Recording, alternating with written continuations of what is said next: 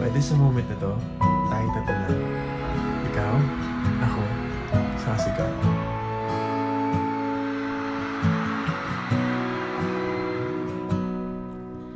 Sabi nila, balang araw darating ang iyong tanging hinihiling.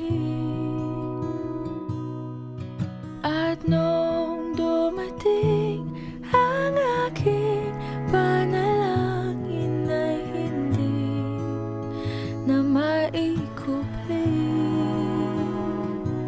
ang pag-asang nahanap ko sa iyong mga mata, at ang takot kung sakali man ika'y mawala.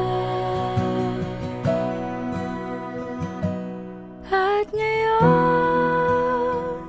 nandyan ka na, di mapaliwanag ang nadarama. Handa ako sa walang hanggan, di basahin, di ka sasaktan. Mula noon hanggang ngayon, ikaw at ako.